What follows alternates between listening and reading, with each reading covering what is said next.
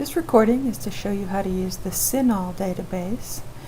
You can find the CINAHL database by going down and using the research guide for nursing, or by going down to find a specific database and then coming down and searching alphabetically, and you'll find CINAHL right there under C. In CINAHL, you search the subject headings rather than searching by keywords. So we're going to imagine that we are doing a search for congenital heart defects, and you can see that this search happens to come up on mine with already having been typed, so I get to just put it in here. The way the subject headings work, it shows me what the correct subject heading term is, because it's putting me into a list of different terms. You'll see that it says for congenital heart defects, use heart defects, comma, congenital. That happens to be pulled up to the top of the list in this case, so I'm going to check that off.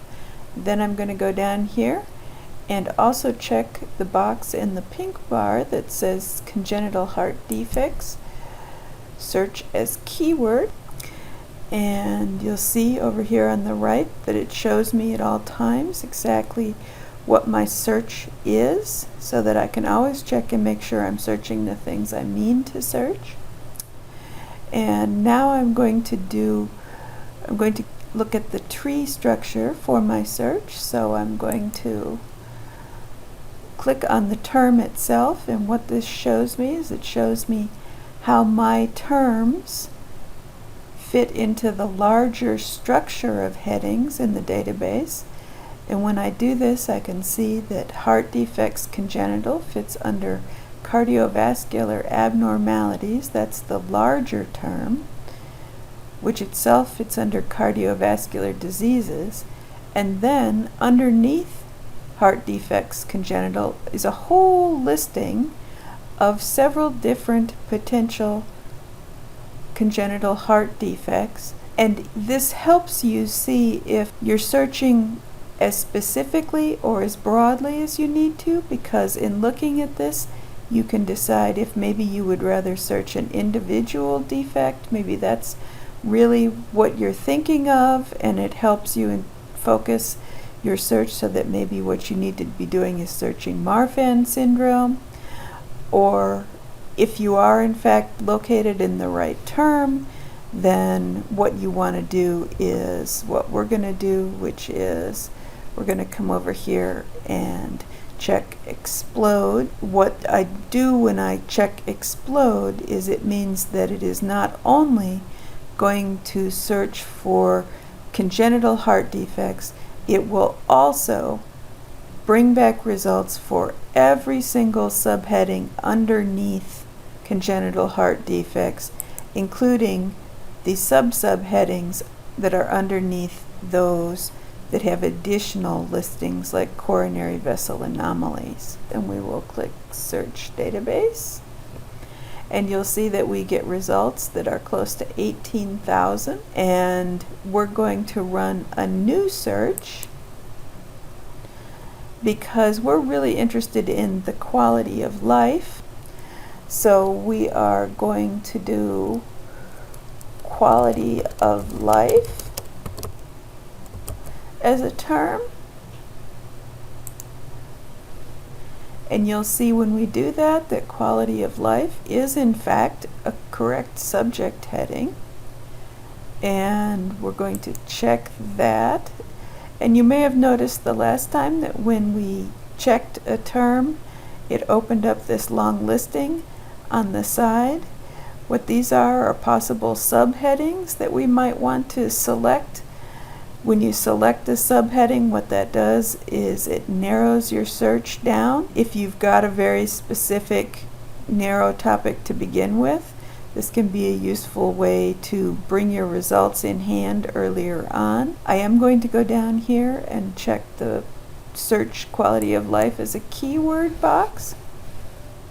Now you might see these other quality of life listings here, like quality of life Iowa NOC, and wonder what they mean. The way you can find out the answer to that question is by coming over here and you see this little bubble that looks like a commentary box. It's what's called a scope note, and by clicking on that you can see that it will explain to you exactly what that term references, and you can see that in this case it's talking about a very specific nursing outcome classification, so it's not what you're interested in, so we don't want to check that. It's just a way of helping you figure out how to choose the correct terminology. Now we'll go quickly check our tree view, and what we see is here's quality of life, and as before there are some subheadings underneath it, so we're going to go ahead and explode our term, and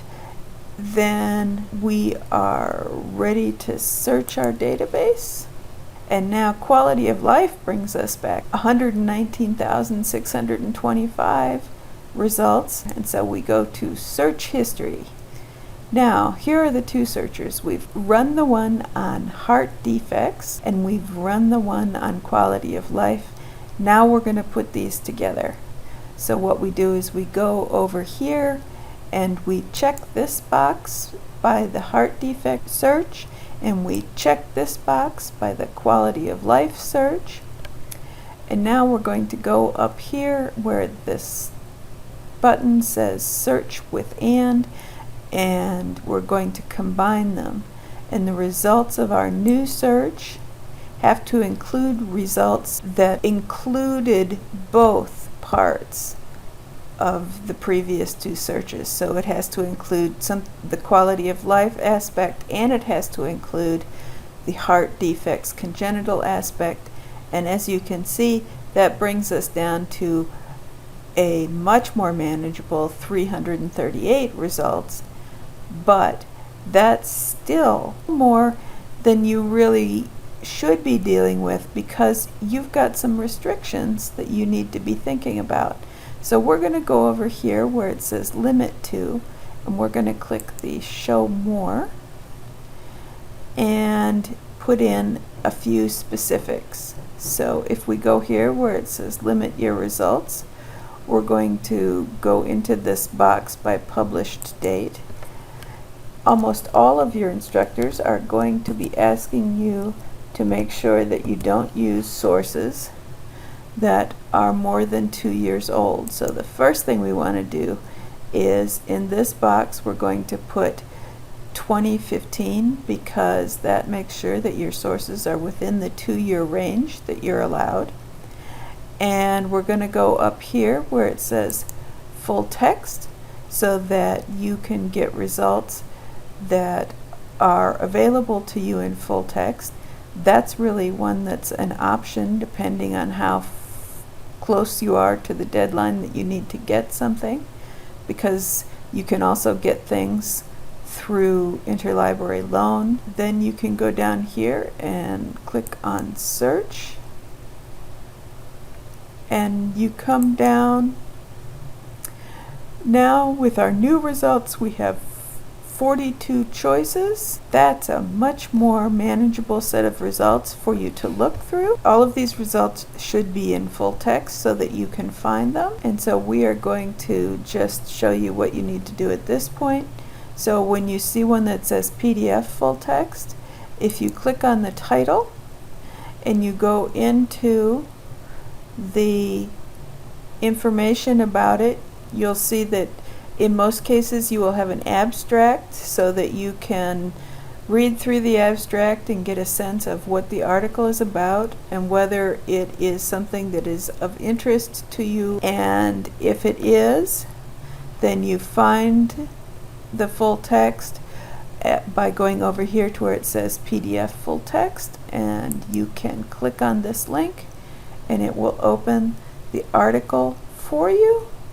And then by going up here you can print the article or download it. Now if I go back to the result list, some of these you'll see say full text finder.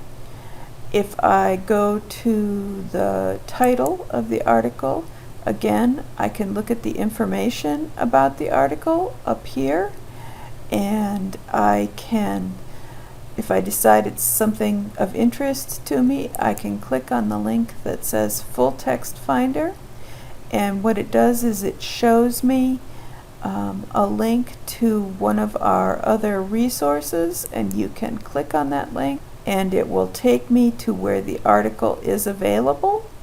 And you'll see there is, in this case, an HTML version of the article, but what I recommend is go up here where it says download PDF, and if you have any questions, you can always contact the library and ask for help.